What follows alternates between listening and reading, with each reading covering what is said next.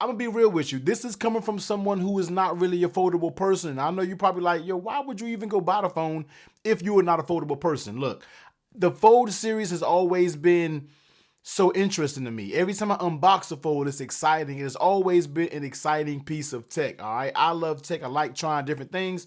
And this is something that every year I always want to try. And I heard just from looking at some people who had it early, I kind of like the improvements of the Fold. All right. I was always cool with it, but some main things that I hated about it was the battery life and the cameras. All right. Those were two things that just irritated me when it came to the Fold 2, 3, and now when it comes to the 4. So we're going to see if those things have been cleaned up. But before that, let me just tell you about how I've been using it, what I feel about it after about 48 hours of use. All right. Now, when we're talking about the first thing that Samsung improved, okay, they said they made the front display 3 millimeters wider.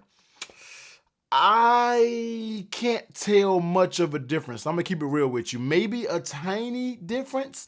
The way I felt about the front screen, it was always usable, but it was always a little bit of a hassle. So I can tell, like, the more I use it, I can tell a little difference because the phone isn't as long and the screen is just ever so slightly. I'm talking about the slightest a little bit wider. But I really can't tell on the grand scheme of things. And on the grand scheme, it's just, I wish this was just a little bit wider, all right? I just want the front display to be as wide as the Flip 4. I'm not asking to be S22 ultra wide, but at least make it as wide as the Flip 4, all right? So you can still get it done. I'm talking about when I look at it, I mean, I can pretty much, I'm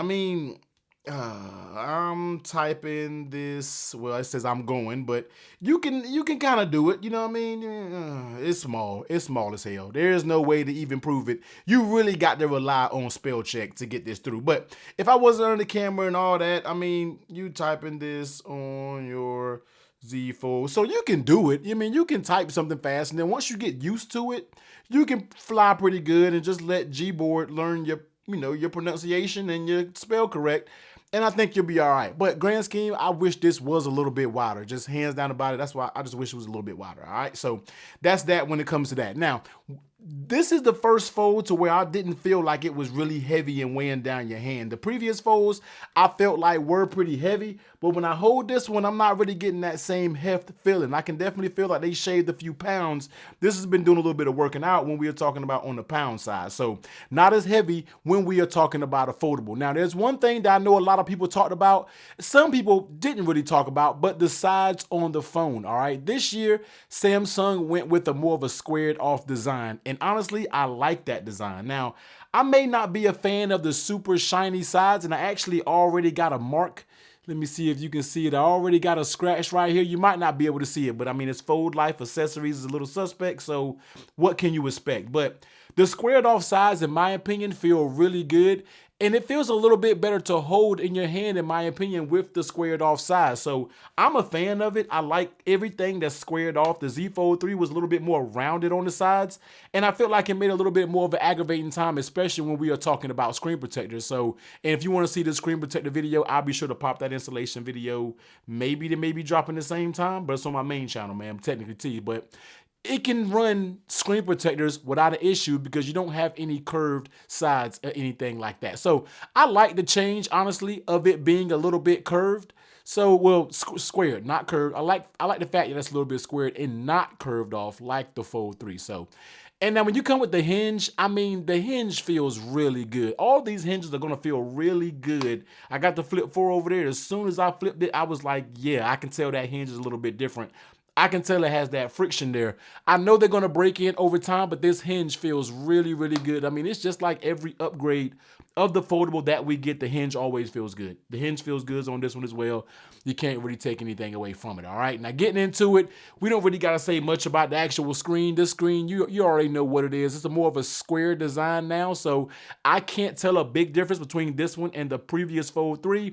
I didn't own the Fold 3 that long, so I really can't tell a huge difference, but it feels good. This display always gets it done. It's just so immersive, and I just love foldables for this reason alone, all right? I found myself using the phone as much as, people like to dislike the front panel. I found myself actually using it a lot for the things I do. And then when I get on the couch, when I get chill for the day, that's when I can pop it open and really enjoy this display for what it is, all right? So When it comes to the display, everything is good, bright enough, everything seems good. Now, when it comes to that crease, I I don't know if there's a big difference in this crease versus the Z Fold 3 crease. All right. I don't really trip on the crease a bunch. I know a lot of people like to trip on it. A lot of people hate the crease, but in my opinion, on the Fold series, you don't interact with the crease. You interact with the crease when it comes to the flip because you're scrolling and your finger is always constantly passing through the groove. But when it comes to the Fold, you're not really interacting with it. So for me, the crease doesn't bother me on the Fold series because it's something that you don't touch while using the phone on a daily basis. All right. So Fold, the crease doesn't really matter to me. The crease is there. It is what it is. I don't have any issues with it. All right. Fingerprint scanner works absolutely great. It's just, I usually don't like side mounted fingerprint scanners, but this one, when it comes to the Fold, as long as you got your finger up there and it meets it well, it's going to unlock every single time without barely any failed attempts. All right. So very good fingerprint scanner. I got a few actually set up. I got this finger over here. I got this one right here. I'm pretty sure I got another one. I don't know which one I got, but yeah, I got a few different fingerprints set up and they all work flawless, works just fine. All right. Now, performance, Snapdragon 8 Plus Gen 1, man. It's been a big talk when it came to this phone about, is it going to be any different? You're buying the same phone over and over. Everybody's on the talk of talking about the phone and you don't even have the phone in hand, all right? The Z Fold 4, and I'm a fond believer of, you can't really talk about a phone if you don't have it. You can put your opinion out there, but when it comes to talking about the phone really and saying things are bad without making bold claims when you don't even have it, I feel like this is where the 8 Plus Gen 1 kind of smacks a lot of you in the mouth because it's actually a bigger upgrade than people think, all right? I'm telling you right now, the Z Fold 3 to the Z Fold 4, and I've been saying this time after time again, it's like going from the iPhone 12 to the 13. People thought it was very small. People thought it wasn't a big of an upgrade, but once you got them in your hand and started using them, you felt the difference there, all right? And the performance is just there when it comes to these devices, all right? 8 Plus Gen 1 runs perfectly fine. I don't do a lot of labor-intensive things. I know they removed the high-performance profile and throttling. And look, the average person picking up this phone is not going to be worried about any throttling. There's not one time when I picked up a phone and I've been like, oh, this phone is so throttled. No, not once. All right. So use the phone, enjoy it for what it is. It's solid. Performance has been absolutely amazing on it.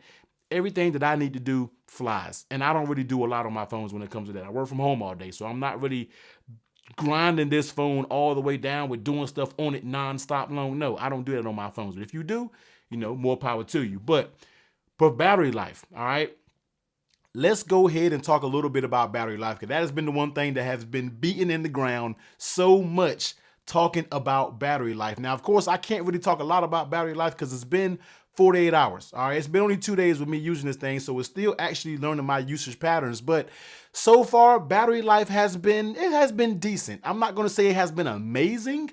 It has been pretty decent, but that's why I can't really comment on battery. We're going to do a separate video maybe within a week. I don't like talking about battery until like a week.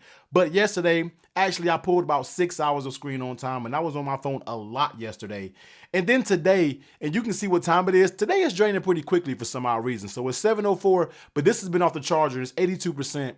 This has been off the charger all through overnight, sleep tracking, snore tracking, and I woke up with about 90%. So from about 45 minutes, it's actually dropped 8%. All right. Now this morning, it seems like she's rolling through battery pretty good. So I got to make sure I keep my eye on that and see how it performs throughout the day because I know Samsung likes to drop battery life fairly quick and then kind of slow down and kind of mellow out throughout the day. So battery life is something that I will be paying attention to, but I will do a separate video talking about battery life. For me, battery life seems decent to pretty good. You know what I mean? It'll get me through the day. I don't have any worries about me getting the battery throughout the day for how I use a device, okay? Cameras, all right? Now, I'm a person who don't talk a lot about cameras. I'm not one of those people who put up 1,000 camera comparisons. That's not me when it comes to these devices, all right? I have snapped a few pictures, not many, just snapped, and they look good, all right? I'm not a photographer. These cameras are going to be just fine for the majority of people who go out there and use them, all right? Now, before when I had the Fold series, I felt I was at a disadvantage when it came to the Z Fold cameras. With this one, I feel like I'm not going to miss the shot. I feel like whatever shot that I get out of these cameras are going to be more than capable for what I need to use them for. So I think these cameras are going to be very good, man. They're the same cameras or relatively the same cameras to the S22 Plus.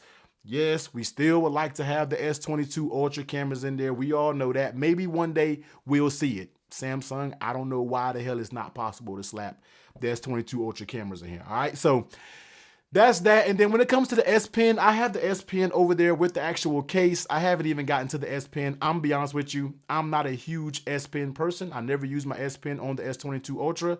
So we'll see. You know, I'm gonna use it. I may run that case for a little while just to get it and see how it feels. But that's gonna be it, man. That's kind of gonna be my first 48 hours with this Z Fold 4, man. I like it. It's pretty solid. I'm trying to go into it with an open mind because I've been a Fold person who has never kept the Fold over 2 weeks. I always end up returning it right back to Samsung every single time. But this one, I'm gonna try to hold on to. I plan on trading my S22 Ultra in for it, and that's gonna hurt.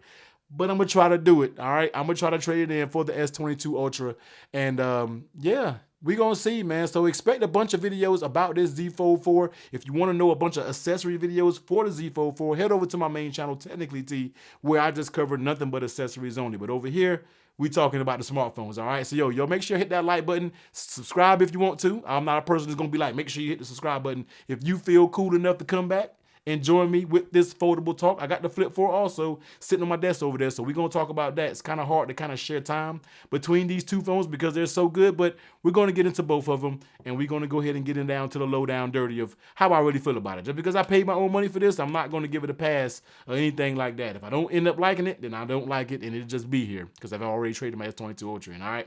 Made it to the end of the video. Let me see those flexes. Everyone, please be safe. Later.